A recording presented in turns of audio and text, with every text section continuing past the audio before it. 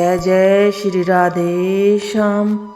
मानदाता बोले कि हे वशिष्ठ जी, यदि आपकी मुझ पर कृपा है तो किसी ऐसे व्रत की कथा कहिए जिससे मेरा कल्याण हो। महर्षि वशिष्ठ बोले, हे राजन, सब व्रतों से उत्तम और अंत में मोक्ष देने वाले आमल की एकादशी के व्रत के मैं वर्णन करता हूँ। यह एकादशी फागुन मास के शुक्ल पक्ष में होती है। इस व्रत के करने से समस्त पाप नष्ट हो जाते हैं। इस व्रत का फल 1000 गोदान के फल के बराबर होता है। अब मैं आपसे एक पौराणिक कथा कहता हूँ, ध्यानपूर्वक सुनिए। एक वैदिश नाम का नगर था जिसमें ब्राह्मण, क्षत्रिय, वैश्य और शूद्र चारों वर्ण आनंद सहित रहते थे। उस नगर में सदैव वेद ध्वनि गूंजा करती थी तथा पापी, दुराचारी और नास्तिक उस नगर में कोई नहीं था। उस नगर में चैत्ररथ नाम का चंद्रवंशी राजा राज्य करता था। वह अत्यंत विद्वान तथा धर्मी था। उस नगर में कोई व्यक्ति दरिद्र व कंजूस नहीं था। सभी नगरवासी विष्णु भक्त थे और एकादशी का व्रत किया करते थे। एक समय फागुन मास के शुक्ल पक्ष की आमल की एकादशी आई। उस दिन राजा, प्रजा तथा बाल वृद्ध सब ने हर्षपूर्वक व्रत किया। राजा अपनी प्रजा के साथ मंदिर में जाकर पूर्ण कुंभ स्थापित करके धूप, दीप, नैवेद्य, पंचरत्न आदि से धात्री आंवले का पूजन करने लगा और इस प्रकार स्तुति करने लगे। हे धात्री, तुम ब्रह्मा स्वरूप हो। तुम ब्रह्मा जी द्वारा उत्पन्न हुए हो और समस्त पापों का नाश करने वाले हो। तुमको मेरा नमस्कार है। अब तुम मेरा अर्घ्य स्वीकार करो। तुम रामचंद्र जी द्वारा सम्मानित हो। मैं तुम्हारी प्रार्थना करता हूँ, अतः तुम मेरे समस्त पापों को नष्ट करो। उस मंदिर में सब ने रात्रि को जागरण किया। रात के समय वहाँ एक बहेलिया आया जो अत्यंत पापी और दुराचारी था। वह अपने कुटुंब का पालन जीव हिंसा करके किया करता था। भूख तथा प्यास से अत्यंत व्याकुल वह बहेलिया उस जागरण को देखने के लिए मंदिर के कोने में बैठ गया और विष्णु भगवान तथा एकादशी के महत्म्य की कथा सुनने लगा। इस प्रकार अन्य मनुष्यों की भांति उसने भी सारी रात जागरण करके बिता दी। प्रातः काल होते ही सब लोग अपने अपने घर चले गए तो बहेलिया भी अपने घर चला गया। घर जाकर उसने भोजन किया।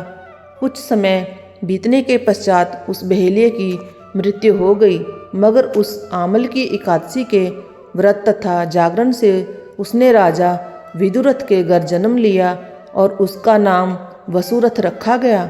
युवा होने पर वह चतुरंगिणी सेना सहित तथा धन धान्य से युक्त होकर 10,000 ग्रामों का पालन करने लगा। वह तेज में सूर्य के समान, कांति में चंद्रमा के समान, वीरता में भगवान विष्णु के समान तथा क्षमा में पृथ्वी के समान था। वह अत्यंत धार्मिक, सत्यवादी, कर्मवीर एवं विष्णु भक्त था। वह प्रजा का समान भाव से पालन करता था। दान देना उसका नित्य का कर्तव्य था। एक दिन राजा शिकार खेलने के लिए गया। देवयोग से वह मार्ग भूल गया और दिशा ज्ञान न रहने के कारण उसी वन में एक वृक्ष के नीचे सो गया। थोड़ी देर बाद पहाड़ी मलेच्छ वहाँ पर आ गए और राजा को अकेला देख मारो मारो शब्द कहते हुए राजा की ओर दौड़े। मलेच्छ कहने लगे कि इस दुष्ट राजा ने हमारे माता पिता, पुत्र पौत्र आदि अनेक संबंधियों को मारा है तथा देश से निकाल दिया है, अतः इसको अवश्य मारना चाहिए। ऐसा कहकर वह मलेच्छ उस राजा को मारने दौड़े और अनेक प्रकार के अस्त्र शस्त्र उसके ऊपर फेंके। वे सब अस्त्र शस्त्र राजा के शरीर पर गिरते ही नष्ट हो जाते और उनका वार पुष्प के समान प्रतीत होता। अब अन्य मलेच्छों के अस्त्र शस्त्र उल्टा उन्हीं पर प्रहार करने लगे, जिससे वे मूर्छित होकर गिरने लगे। उसी समय राजा के शरीर से एक दिव्य स्त्री उत्पन्न हुई। वह स्त्री अत्यंत सुंदर होते हुए भी उसकी बुकटी टेढ़ी थी। उसकी आंखों से लाल लाल अग्नि निकल रही थी, जिससे वह दूसरे काल के समान प्रतीत होती थी। वह स्त्री मलेच्छों को मारने दौड़ी और थोड़ी ही देर में उसने सब मलेच्छों को काल के गाल में पहुंचा दिया। जब राजा सोकर उठा तो उसने मलेच्छों को मरा हुआ देखकर कहा कि इन शत्रुओं को किसने मारा है?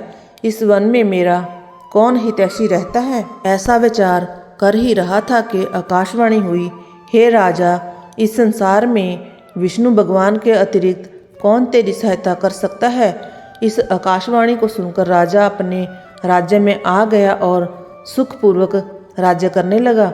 महर्षि वशिष्ठ बोले कि हे राजन, यह आमल की एकादशी के व्रत का प्रभाव था। जो मनुष्य इस आमल की एकादशी का व्रत करते हैं वह प्रत्येक कार्य में सफल होते हैं और अंत में विष्णु लोक को जाते हैं।